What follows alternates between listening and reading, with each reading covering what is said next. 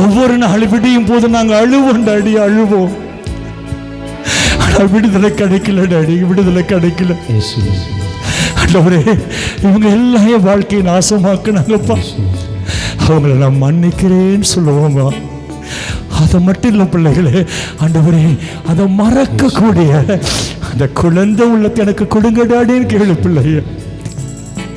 பிள்ளைய ஒன்று தெரிஞ்சுக்க, இந்த உலக வாழ்க்கை நிச்சயம் முடிவு உண்டு. ஆனா இங்க நான் பார்க்கிற யாரையும் பரலோக ராஜ்யத்துல நான் மிஸ் பண்ணக்கூடாது பிள்ளைகளை, மிஸ் பண்ணக்கூடாது. அப்ப என்ன, நான் இந்த இயேசுவா மாறணும், இயேசுவா மாறணும். அவரை கைது செய்ய வர்றாங்க. அப்ப பேதுரு என்ன செஞ்சாரு? வாழ உருவி யாரை விட்டார்? காதை. ஆண்டவர் என்ன செஞ்சாரு? அந்த காதை தொட்டு, அதான் கிறிஸ்துவ வாழ்க்கை என்பது அன்பின் உச்சக்கட்டம் பிள்ளைகளே. எதிரிகளை அன்பு செய்கிற வாழ்க்கை, என் பகைவர்களை அன்பு செய்கிற வாழ்க்கை, என்னை வெறுப்பவர்களை அன்பு செய்கிற வாழ்க்கை, என் வாழ்க்கையை நாசமாக்கின அந்த புனிதர்களை நேசிக்கிற வாழ்க்கை. உங்க வாழ்க்கையில துன்பம் இல்லைன்னா நீங்க அவரை நெருங்கி வர மாட்டீங்க பிள்ளைகளை, எங்கேயோ இருப்பீங்க.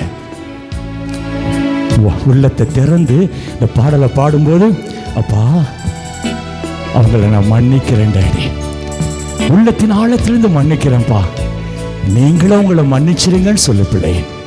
நீங்களும் அவங்கள மன்னிச்சிருங்க. தெரியாம செஞ்சிட்டாங்கப்பா சொல்லுவீங்களா அப்படி?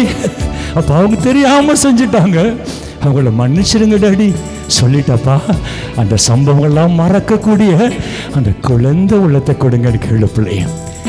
சொல்லிட்டு இயேசுவே உங்க இதயத்தை எனக்கு கொடுங்கன்னு கேளு.